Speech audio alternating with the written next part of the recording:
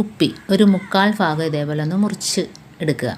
അപ്പോൾ മൊത്തത്തിൽ മുറിച്ചെടുക്കരുത്. അപ്പോൾ നമുക്ക് ഫ്രിഡ്ജില്ലെങ്കിൽ തന്നെയും ഇതേപോലെ ക്യാരറ്റ്, നാരങ്ങ, സവാള ഇതെല്ലാം ഇതേപോലെ വെള്ളത്തിൽ ഇട്ട് വയ്ക്കുക. എന്നിട്ട് നമുക്ക് അപ്പോൾ ഫ്രിഡ്ജില്ലെങ്കിൽ തന്നെ നമുക്ക് ഇതേപോലെ പച്ചക്കറികളെല്ലാം കുപ്പിക്കകത്ത് വെള്ളത്തിനകത്ത് ഇട്ട് വെച്ചാൽ മതി. പിന്നെ വെള്ളം ഡെയിലി മാറ്റി കൊടുക്കണം, അല്ലെങ്കിൽ ചീത്തയായിപ്പോവും. വെള്ളം മാറ്റി കൊടുത്താൽ മതി. എത്ര നാൾ വേണേലും ഇങ്ങനെ ഇരിക്കും. നമ്മളെവിടെയെങ്കിലുമൊക്കെ പോയാൽ തന്നെയും കുറച്ച് ദിവസമൊക്കെ താമസിക്കണമെങ്കിൽ ഫ്രിഡ്ജില്ലെങ്കിൽ ഇതേപോലെയൊക്കെ ചെയ്ത് എടുത്താൽ മതി. അപ്പോൾ വളരെ നല്ല ടിപ്പാണിത്. അതേപോലെ തന്നെ ഇതിനകത്ത് ഞാൻ നാരങ്ങ ഇട്ട് വയ്ക്കുകയാണ്.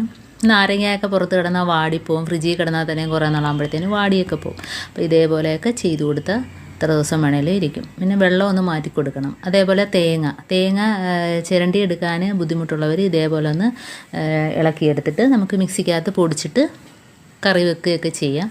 അപ്പോൾ വളരെ ഈസിയാണ്.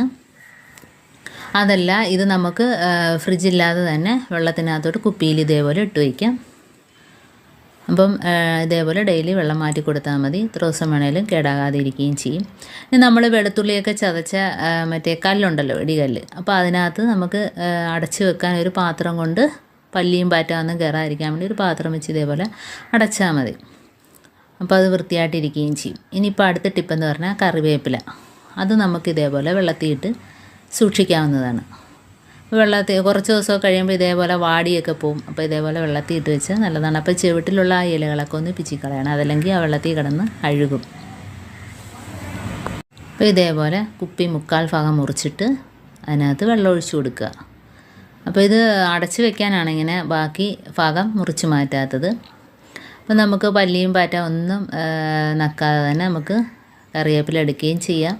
നമ്മളെന്നാലും കഴുകി തന്നെ എടുക്കുന്നത്, എന്നാലും നമുക്ക് ഇത് ഒന്നും മേയാതെ തന്നെ പുറത്തിരിക്കുകയും ചെയ്യും.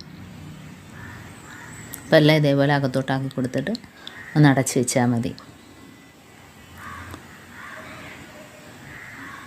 അപ്പോൾ ഈ ടിപ്സുകളൊക്കെ എല്ലാവർക്കും ഇഷ്ടമായെന്ന് വിചാരിക്കുന്നു. അതേപോലെ ഇതെല്ലാവരും വീട്ടിൽ ഇതേപോലെയൊക്കെ ഒന്ന് ചെയ്ത് നോക്കുക. അടുത്തത് പച്ചമുളക് കേടാകാതിരിക്കാൻ വേണ്ടി നമുക്കതിനകത്ത് കുറച്ച് ഇതേപോലെ ഞെട്ട് കളഞ്ഞ് വൃത്തിയാക്കിയതിന് ശേഷം നമ്മുടെ കയ്യിലൊരു സ്വല്പം എണ്ണ തടവിയിട്ട് എല്ലാത്തിലും ഒന്ന് മിക്സ് ചെയ്തൊന്ന് വെച്ച് കൊടുത്താൽ മതി. എത്ര ദിവസം വേണമെങ്കിലും പച്ചമുളകൊന്നും വാടിപ്പോകാതെ തന്നെ കിട്ടുകയും ചെയ്യും.